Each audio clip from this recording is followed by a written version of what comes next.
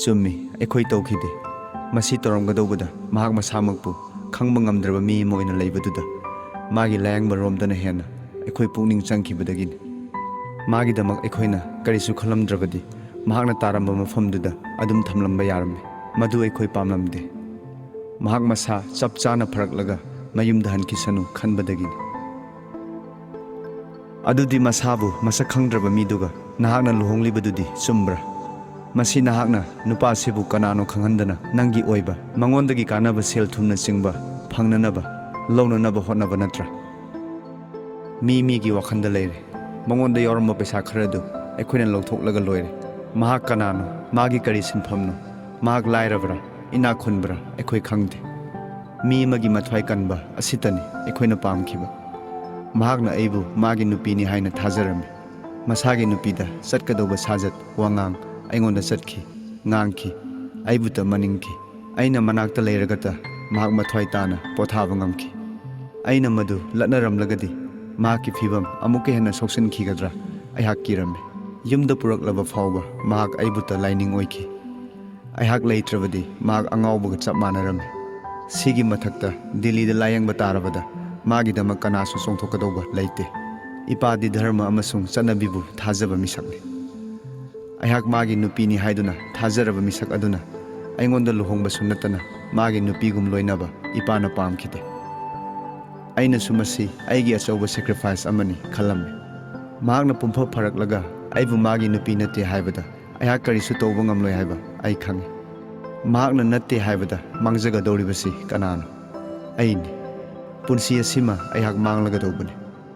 Aigi apamba kaya lei aibu pamba aina su pamba matik saba luhongdriba lei. Adubu aidi ipagi seba tawrage leptana kanabasu hanna yengkidrabani. Aihak magi nupi sakhibani. Mahak phakisanu aihak mangjage songthokpani. Zonbu aina nungsirubadi mahak masagi mapunsigi damakni. Aigi isagi natte. Hojiksu mangjare haiba ai khangi. Ipana pamjaba dharmadu ngaknabagi damak anabagi puningda thajabadu mapung phanabagi damak tawkhiba aigi sacrifice ni. Adudi nahakna aduga nangi ipana nabungna mabu mi khanghandana lotpani haibasidi naksu yaidana. Mabu lotpadi natte madugi wafam aina hana haijakre. Asi fawbada aina mabu lotpani haina lobirabadi madugi phangpham thokpa dandi ai yai. Rozi ai nangbu kihanba natte ain haiba ma leiri. Khujai mapu phadok tai haiba wa nahak taram khiroi. Nahakna asokpa midu thanada taklaga layangnaba honaramlaba natraga Alipurdagi halaklaga aikhoida taklamlaba adu oirabadi mahaki anabadu pharabasu phatrabasu nahaki dos karisu leramloi. Hojik mahakna mathong maram khangdana angawbugum leiribasigi dai nahaki oifam thoi. Ai madugi dai loduna mahakpu layanglibasini sai. Aikhoi mabu phanaba asidagi hena kari honaningai leiri. Sarkargi hospital natrabadi asokpasing amata layangba yadrabara. Police officer aigi paukhumdu taraga aingonda munna yenglai. Aiga mityeng heksana rubada aigi isada nikpadu aiha khangjarai. Mahakna noktuna hairai. Nahakna ra leire haiba nate ibema. Karino nangna aduk phimgatlibabo. Wafamsi kayam lubano haibado nahak khangloi. Tapthau saugatkanu. Hairamlaga constable duda sakap ani phajana semalau hairai. Amuk makha tarai. Asawba haibasimadi afafata khangdabani. Yamna tapthau nahakna khunggadoribasina nahakta natana nangi ipa nabung pumnamak asigi afafata lepkadoribani. Asokpasigi masada yaurammi haiba paisadudi kadaida le. Magi layangbada loina sangkhre. Maduna konadaduna ibungna pirakpa paisa fawba yaukrabani. Madugi rasitna singba loina le. Punna lupa kaya amuk sangkhre saurakpa mahayo. Alipur hospital dagi hauna hojik phawbada lupa 12 dagi khara helamlagani. Chathok chachin gisu tharabani. Nangna phangkhibadi lupa 10 dani haiki. Aduga 13 hena sangkhre haibadi karino. Aigi ibungna 5,000 piki. Aigi lanai 5,000 amaga aina puthokpani. Pumnamak pasillaga haijabani. Adudi lupa 10,000 arembadudi yauridana. 5,000 amadi anabagi karigumba sangadaba leirabadi sizinanabagi AIMS deposit tawkhre. Constable sakap anikak tray amada haptuna puraklaga DSP sahebki table mathakta thamlare. DSP na makhutmakna sa cup ama engonda pirai. Sa si thau aduga phajana ningsing. Lising amarom oiramba yai. Paisa du puthurau. Scissor memo ama semgadoribani. Asokpagi masada lupa lising tara yaurami haiki. Rasit na singbana sada yaurabadi adusu puthulau. Masi aikhoina lawgadauba natte. Case ki matangda yengnanabagini. Scissor memo gi copy ama nangonda pigani. Constable, Inspector Prasad kaurau. Sir, Hairam laga Constable du Chenglei thoki. Kuide Inspector amaga loinana amuk changlai. Inspector sahib, scissor memo amatang sembiu. Imo tombagi case tuni. Ibe masini Rosie haibidu. Ngasi thunglabani Delhi dagi. Funny sir. Aingonda paisa putholau haibadagi. Aigi suitcase dagi ayawu paisa makai puthoklaga table da thamle. Nahak nasana amuktang thiyu aikhoina su thigani. Senphamdu achoi arang yauna thirubada lupa chamapal tara khak oiramle. Aina sen singdu haibada inspector na amuk su hanna thire. Masingdu chanarabaduda table mathakta leiriba gari na singba mayamdu yauna scissor memo ama inspector na tan semlaga aibu soi taholle. Makhoi su tawre. Aingonda copy ama pirakle. DSP na amuk makha tarai. Delhi da Manipur bhavanda laitribadi sit phangdabanara karigino. Aikhoi maduda lainaba honakide. Aikhoi gi khangna chanaba kanasu laite. Laifam phangani haibasu thajade. Aduga Arunachal bhavandadi resident commissioner du aigi marupni. Aiga lyric taminarakpi mahausadagi luna tinarakpane. Yumdagi hauna magida laigi khanduna adum chatpane. Magi maming matha laifam amukta hayo. Miss Raisola MA ni Itanagar dagini Assam Civil Service da thabak changba hokibane. School dagi hauna taminarakpa kari school dano. Mani school dagini college da su adum taminarai. Ahanbada Shillong Girls High School adudagi mafamduda leiba Girls College da taminarai. Maga aiga Delhi University da MA pass tawminabane. City hek chatkibaga adum hekta phangbra hanana hainaraga lobra. Ada yoraga ngangnabane hana ngangnakide. Imo tombasu Arunachal bhavan da leirambra. Hospital da sitki honoring da leiramme. Kayani leiramme. Numit 7-9 ni leiramme. Miss Raisola di nakhoi ani husband and wife ni have si khangbra. Matamduda adup kuppadu ayhak hairamde. Mabu khangan ningdabadagi. Madumakti natte. Maramdi hayu maramdu. Adup kuppadu hairubagi kanade khalame. I see. Thodok singdu mahak khangkide. Sumnagi anaba yengba lai haiba sitane. Nangna haikiba. Mani. Haidok lamlabadi nakhoibu lehelamdabasu yai. Hairabasu haidrabasu mahakna soidana lehangani. Haujikti mahak khanghore. Aina loina hairamle. Okay. Nahakpu pharaba matungda mahak karimta hairaktraba. Afaba ukil tanaraga hotnau hairai. Arunachal bhavanda leibagi paisa haibadi bharadi kayam lauki. Aikhoi sud ani lawi amana aiga zonga haibadi imo tomaga ani gi ama. Atopa mana lulungpaugi nongmada ani dugi oina lupa 95 gi hisabni. Saba thakpagina tongale. Madugi sesang leigani ko. Lei. Aiwa mahagi. Nahaki jabandagi Raisola haibi nangi marub asimasu case asida maisen nahale. Mahak sarkargi achauba thabak ama paizaribane. Imo tombagi masadagi phangkiba senphamdugi sensing phajana haidoklabadi mahaki su phagani wathoksi araiba natte. Magi wadu tabada ayhak swai law. Ai isagi natte Raisola gi ne. Adubu ayhak thajai Raisola bu karigi chenafam thoi. Aiga tinai haibagira. Mahakna noktuna amuksu hai. Nangi haktaktagi mahak magi thabaktagi lawthokpa phawba yai. Aikhoi su ithonina case asigi maram khuding khangnanaba tanadaba yadaban. Aina hairibasi soidraba wani. Mabu kannanaba upay haibabu naki khutta leire. Aina yamna isang thona khummi. Aihak loina khangjari. Aina khumkiba pumnamak aranba amata yaukhide. Masu aibu munna khangba misakni. Aina lankhiba haibabu aina mangonda zonga aiga karam thengnaki haibadu ahanbada haikide haiba sitani. Madusu aina mabu minamge haibagi natte. Mangonda aina Johngi afafata yengbinaba sinarami. Marup anigi thajanabagi nungsinabagi wani. Thokliba case asida raisola karisu yaudi. Asimaktada mabusu konsinbigani hairabadi. Aina thingba ngamba wanate. Isor leiri. Mahak achumbagi damakti mayong yarakani. Aina makhong paiduna haijagani. Aduga aihak wa makha taba ngamdre. Nupi oibi ton kreda khalai. Mittagi pi sintharai. DSP na hairai. Phare nahak yamna waram lagani. Hangadoba wa leiri. Potharo. Aisu chatlagi. Amu unarakhini. Constable kanamta unhanba yade hayo. Room number 2 da. Constable na haugatlaga khommi. Sir. Mahak chatkadobagi haugatlakle. Aina phuk haugatlaga hangi. Ipaga aigi ibunga lei habadu. Makhoidu aiga amuktang unaba yagadra. Yaroi. Paudi takrabani makhoidasu. Hayang nakhoi punamak korta puthokani.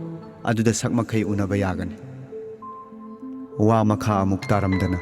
Maga inspectorga animak thokre. Aihak puna constable duna ka adudagi thololaga. Kha pang maromda puraktuna ka amada amuk pusille. Mafamdugi duty purambi. Nupi constable amada yamna lona kari no ngangnaraga aibu sinaramle. Room number 2 yamna mot pasunate. Pangnan nan basunate. Manam di kaya nungaite. Thori lon ba phamung ahum khak thari. Phiron amata yaude. Aibu oklambi constable du mapandagi so lon silamlaga satkre. Pangkui kuidana mahakna kuli kampor amaga mon macha amaga terafi amaga puraktuna engonda pire. Aihak waman khraduna mana pirakpa kampordu thori lon ba hidan amada tingthoklaga pothagi hipdare. Constable dusu mapanda amuk thokraga kaagi so lon sankre. Hek hiptharubada asamakai kautholuraba lulungpaw ningsinglai. Phuk haugatuna thong hangge tawrubada constable duna mapandagi laurai. Thong loli hangba yaroi kari pami hayo. Thong amukta hangdokpiyo. Hangba yade adum hayo. Aiga phaminarakpa nupa pakhang lulungpaw haiba masu purakhibani. Mabu kadaida thamlibage amukta unaba yagadra. Haujipu pakhang haiba asup chillabasida kadaidagi ningsinglakliba none. Unaba yaroi ibema hayeng tholaklaga naning tawna ko. Mahak mathanta thik thik nokpadu tai. Magi hangoiningai oiraba minoktu tabada makha tana ngangnaba kanararoi khangladuna tumin adum tokle. Hidanda changlakuna pothagi hiple. Ipaga tadaga makhoi anidasu aingonda hangkhiba adugumna soidana hanglamgani. Laibok phabanara khangde thanana wa hangbada yamna phu chaibagi wa takhibadu aingondadi madumakti tawkhide. Adubu raisolagi damak aihak nungsa thidaba ngamlakte. Aigi ihak thaki mahak arembada maisenaragadra. Aina khumkhiba punamak achumba ngaktani. Ekhoi kanasu aranba tawkhide. Isorna tamba laklagani khanna khanna pungning langbadi hengalai. Pothabam khangdana matam sangna nongthakta pairakpagi hakchang wabane. Aigi jaban lauringai matang kayada pungning da chaina kaya phaukhibane. Pothabam khangudabadagi ngahak ahangba tanjaduda uitharubagum tawrai. Yamna phingna. Rosie haina korokpama mayak sengna tarami. Aina khumki. Karino. John ai lei.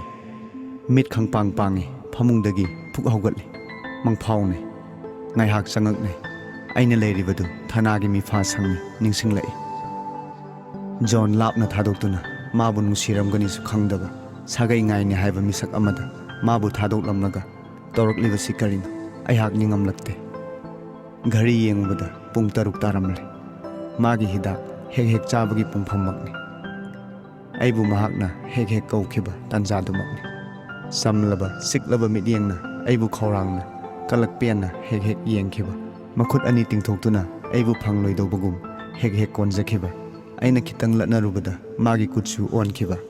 Aigi kanana lamdaba Johnbu karinungi magini lepluba. Leplamdrabadi kainabagi maisa phanglamloidako. Khalai mawon labhauraba magidama. DSP sahibtu lahaninglammi. Khumkhiba singdu ipen pelakte. Khumhaudaba kaya leiri ningsinglai. Aina Johngidama khalamba khankhiba khanduna ta lehoragadauba kaya masing langamdana lehori. Adubu mahak lakhidre. Thong thilakpama तादुना यंगथोखिबदा कॉन्स्टेबलदुना हायरई नाहाकी चाक पुरई लौसल्लु थोंग हांगदोलई नुपा मचा अमा मखुता tiffin career अमा पाइदुना लेपलमले महागना हायरई S गायरेमना पिरुसो लाकपनी नाग रोजी हायबदुरा अखोई तादना पिरकपा मानी आई रोजीनी मादी कदाइदा ले मासु नंगी असिगुंबा का अमदा लेहौ आदा चाकसी माना पिरकपनी टिफिन कैरियर दु पिरमलगा महाग चटखरे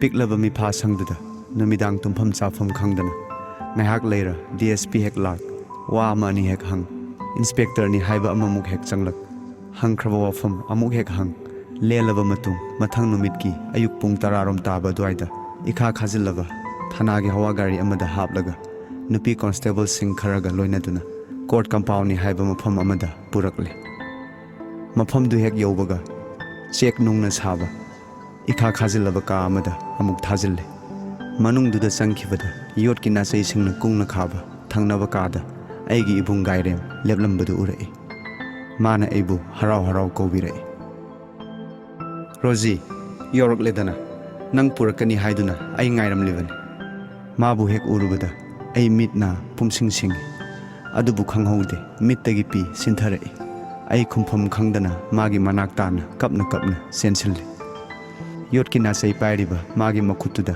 अैगी खुद अनिना सेटना पाइरुबदा मागी मखुतना अैगी कोकता नानबीरगा माना हायरई करिगी कपलिबनो कपकनो लुलुंग पाउसु असिदा ले यंखतलुबदा लुलुंगना नोक्तुना हायरई ओजा अैसु सिदा ले असai पुरकपनी माबु उरुबदा पुनिंग नौबा हेलई समजरबा करिसु खंगजदबा अंगांगनी अैगी इहाक थक्की महाकसु लानंगले तादना थेमजिलई करिसु वारुनु इसनसिदी अखोइगी उकिलदा नंगा लुलुंग पाउगा अनिगी वासु सिनाख्रबनी अखोइ पुनमकपु माना जामिनदा लौथोकपिनबा होनागनी जोनदी खरा फावरेदना अैहाक निंगथिना पाउखुम पिबा ngamdre सुमनतगी हाइना खुमी इपाबु निंगसिंगलई इपादी पुलिस की हॉस्पिटल दले महाक पुथोकलरोय हाय नाना मुक्ति पुथोखरे मा कैसु तौदे हानगी हानदु मंगाई मसा ngamददुना लैबनी अैगी थौना लाकपगुम तौवे अमुक सुमाना मखा तारई कपकनु मीना पांगदे हायगनी मी मगी मथ्वाई कन्नब होनरुबदनी अखोइ आरामब करिसु तौखिदे हाइनरिङै तादबु मपानदगी कनानो अमना कौरई तादना उकिल साहेब अखोइ रोजीसु योरकले सिदा लेपलिबसिने अै पाउ तादुना लाक्लिबनी इबेम नंगसु से असिदा सोइतो हौजिक थागदौरिबनी इबुंगना ngamba होनगनी करिसु वारुनु अखोइबु सेनबा कांस्टेबल अमना सेदु ऐंगोंदा लानसलई तादना कलम पिरक्तुना माना ताको मफमदुदा सोइ तौरगा सेदु अमु लानथोखरे उकिलना अैगी इतौदु उबदा हायरई